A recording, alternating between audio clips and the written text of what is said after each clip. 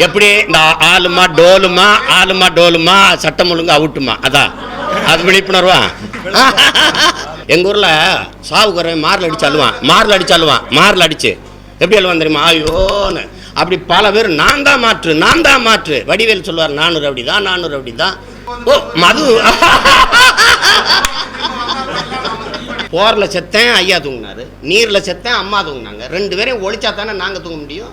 அது இல்லை, நமக்கு தேவையான அளவுக்கு பொருளை ஈட்டுவதற்கான எல்லா வளமும் இருக்கு. இப்போ நீங்கள் பார்த்தீங்கன்னா மண்ணின் வளங்கள் மக்களுக்கானது என்ற சட்ட வரைவு முதல்ல அவசியப்படுது. இது உள்நாட்டு வெளிநாட்டு பெரும் முதலாளிகளுக்கானதாக மாறி நிற்குது. இப்போ என்னுடைய பனையில் ஒரு கருப்பட்டி 1000 ரூபாய்க்கு அமெரிக்காவில் விற்கிது, 1000 ரூபாய்க்கு.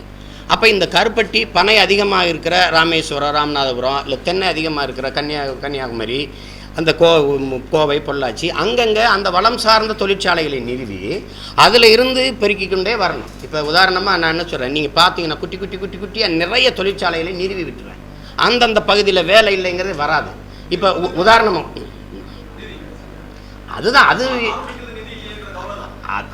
அதுதான் நான் தேசிய முதலாளிகளை உற்பத்தி செய்வேன்றனே. எப்படி செய்வேன்னா, உலகம் முழுமைக்கு இருக்கிற தமிழ் பெரும் முதலாளிகளை கூட்டுவேன், ஒரு மாநாடு போடுவேன். அவனை இங்கே முதலீடு செய்ய வைப்பேன். என் ஆளை, நீ தமிழ் படித்தா வேலை கிடைக்குமா, சோறு கிடைக்குமான்னு என் பிள்ளை சொல்லிட்டு இருக்கான். முதலாளியே தமிழன் ஆகிட்டான்னா தமிழ் படித்தா வேலை கிடைச்சிடும். இப்போ கொரியன் முதலாளி, ரஷ்யன் முதலாளி அமெரிக்க ஃபோர்டு கம்பெனிலையும் ஹொண்டாயிலையும் போய் வேலை செய்யும்போது என் பிள்ளைகளுக்கு தமிழ் தெரிஞ்சால் பயன் இல்லாமல் இருக்குது. அப்போ நம்ம என்ன செய்ய வேண்டியது இருக்குன்னா, கூட்டு முதலாளிகளை உருவாக்கும். 1000 கோடி முதலீடு செய்கிறதுக்கு ஒருத்தட்டே 1000 கோடி இல்லையே அப்படின்னா, தேசிய முதலாளியில் கூட்டு முதலாளிகளை உருவாக்குறது. 10 கோடி அவர் போட முடியும், 20 கோடி அவர் போட முடியும், 50 கோடி போட முடியும்.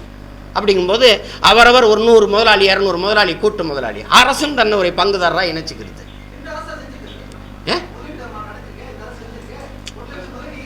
நீ என்ன செய்கிற 20,000 கோடி இலவசம் கொடுத்துட்டு 30,000 கோடிக்கு சாராயம் விற்றுட்டு 4,500 கோடிக்கு அதானிக்கு எதுக்கு ஒப்பந்தம் கொடுக்குறீங்க? சோலார் மின் உற்பத்தியை செய்கிறதுக்கு என் ஊர் கமிதியில் நீ 5000 ஏக்கரை எடுத்துக்கிட்டு நீங்கள் அதானிக்கு என் ஒப்பந்தம் போடணும். அரசு செய்ய முடியாதா? தமிழ் தேசியத்தில் ஒரு பெரும் முதலாளி இல்லையா? அதானிக்கு எதுக்கு கொடுக்கணும்?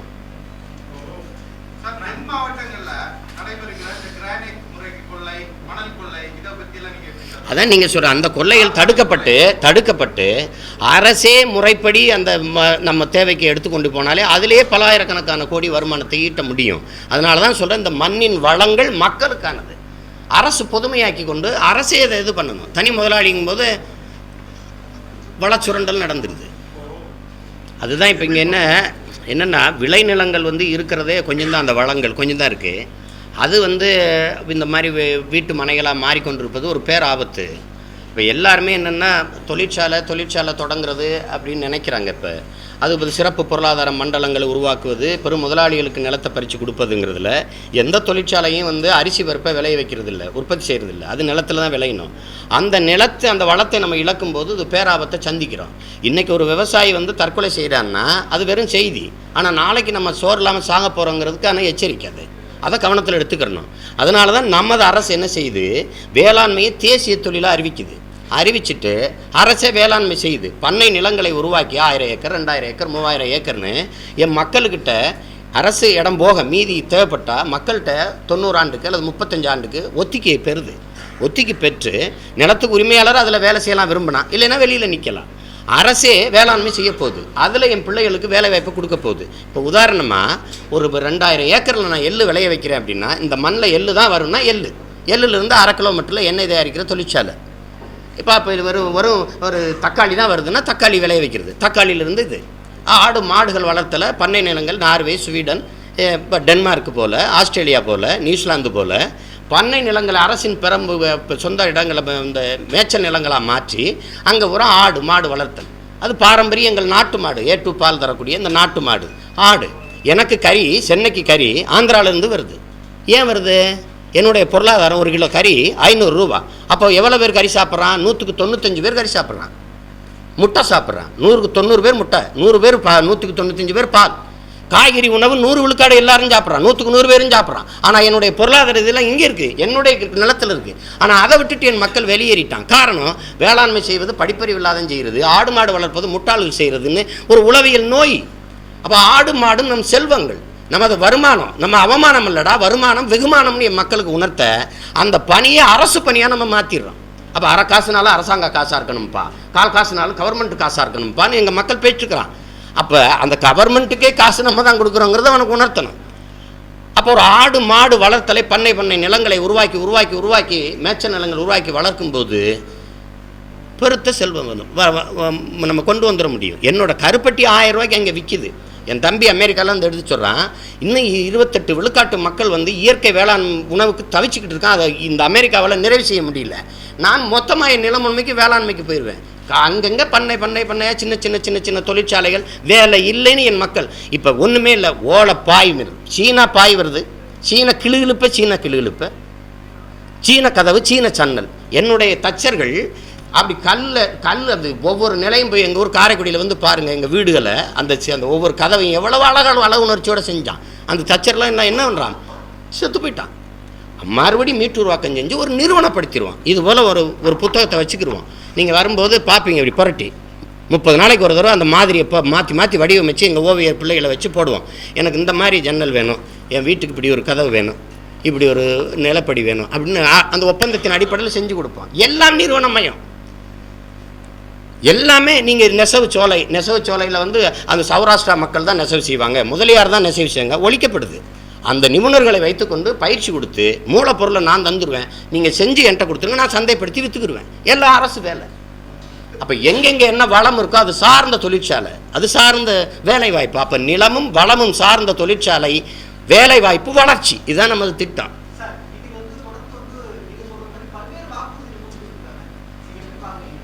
அதான் என்ன, நான் கொடுக்குற வாக்குறுதியே வரவேற்கிறேன், நான் பாராட்டத்தானே செய்வேன். பாராட்டு மக்களுக்கு முன்னாடி நிற்கிறோம் எல்லாரும், மக்கள் வாய்ப்பளித்து ஐயா வென்று வந்துட்டாருன்னா வாழ்த்துவேன். அதில் என்ன இருக்குது?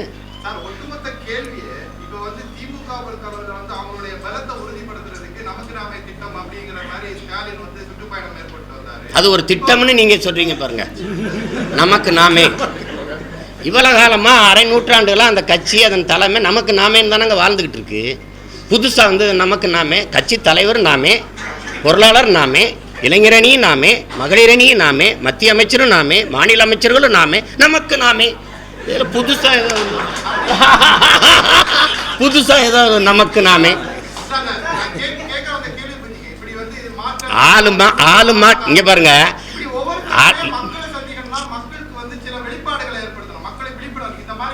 எப்படி விழிப்புணர்வு, எப்படி இந்த ஆளுமா டோலுமா சட்டம் ஒழுங்கு அவுட்டுமா, அதான் அது விழிப்புணர்வா?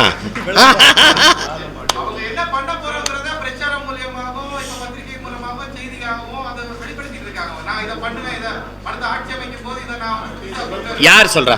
அடுத்த ஆட்சி அமைக்கும் போது இதை பண்ணுவேன்னு யார் சொல்றது? என்ன சொல்ற? ஒரு அமைதியா இருங்க, ஒரு இது சொல்லுங்க, என்ன செய்யறன்றாரு? அவங்க மேலதான் போடணும் லோகாயுத்தா கொண்டு வர்றது யாருன்னு தெரியும். நம்ம எல்லாரும் சொல்றான்னு சொல்லிட்டு இருக்கிறதா? எங்க ஊர்ல சாவுக்குறை மாரில் அடிச்சு எப்படி அழுவான் தெரியுமா? ஐயோன்னு அப்படி பல பேர் நான் தான் மாற்று வடிவேல் சொல்லுவார், 400 அப்படிதான்.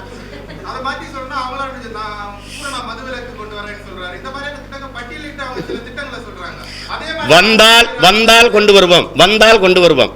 வந்தபோது ஏன் செய்யல? வந்தால் இப்ப மணிவடி வந்தால் செய்வீங்க, வந்தபோது ஏன் செய்யல? நான் கேட்கறதுக்கு பதில் சொல்லுங்க. 5 முறை வந்தியல்ல, வந்தால் அப்படின்னா இத்தனை பிரச்சனையை வச்சு முன் வச்சு போராடுறான்ல, இதுக்கு திமுகவுக்கு பொறுப்பு இருக்கா இல்லையா?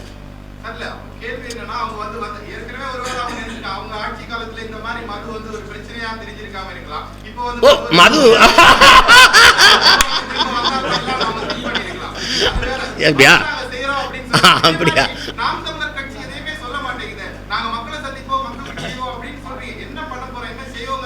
இப்ப இவ்வளவு நேரம் நீங்க கேட்டதுக்கு நான் சொல்லிட்டு தான் இருந்தேன், என்ன செய்வேன்னு நீங்க கேட்கும்போது நீங்க ஒண்ணுமே சொல்ல மாட்டேங்கிறீங்கன்னா என்ன சொல்லாம எப்படி எனக்கு ஓட்டு போடுவோம்?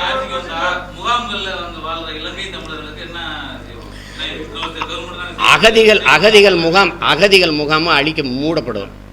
அகதின்னு முகாமே இருக்காது, சிறப்பு முகாம் இழுத்து மூடப்படும். ரெண்டாவது, இங்கே வந்து இந்த இரட்டை குடியுரிமை பெற்றுக் கொடுக்கப்படும் என் மக்களுக்கு. அவன் விரும்புகிற வரை என் நாட்டில் இருக்கலாம். என்றைக்கு அவன் தாய் நிலத்துக்கு போக விருப்பம் இருக்கோ அன்னைக்கு அவன் போகலாம். அந்த உரிமை பெற்றுக் கொடுக்கப்படும். அகதிங்கிற சொல் அழிக்கப்படும். அந்த சொல்லை என் இனத்தை அவமானிக்கிற சொல்ல நான் பார்க்குறேன். அதனால் அழிச்சிரும்.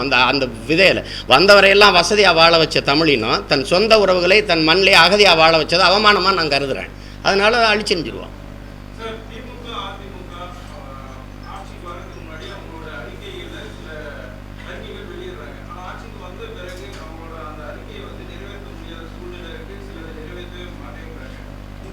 சூழ்நிலை இருக்கா?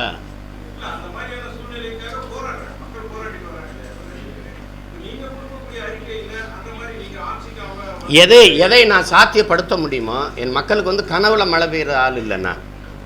எதை நிறைவேற்ற முடியுமோ அதை தான் இதில் சாத்தியம். இப்போ நான் வந்து 45 பைசாவுக்கு ஒரு யூனிட் மின்சாரத்தை கொடுத்துருவேன். என்னால் கொடுக்க முடியும். ஆனால் நான் ₹1 தர்றேன்னு தான் அதில் வரைவில் சொல்கிறேன். தடையற்ற மின்சாரம் அதில் வந்து மிக குறைந்த கட்டணத்துக்கு மின்சாரத்தை கொடுக்க முடியும். எப்படி உற்பத்தி செய்வேங்கிற வரைக்கும் நான் மாற்ற சொல்கிறேன்.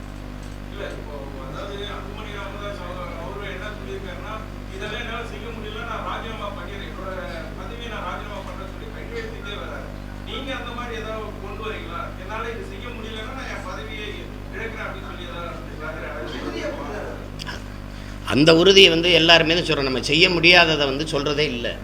நான் வந்தால் இதை செய்வேன் தான் சொல்கிறேன். நான் வந்து இதை செய்வேன், வந்தால் செய்வேன், வந்து செய்கிறேன்னு தான் நான் சொல்கிறேன் என் மக்கள்கிட்ட. அவ்வளோ நம்பிக்கையோடு நிற்கிறேன் மக்களுக்கு முன்னாடி.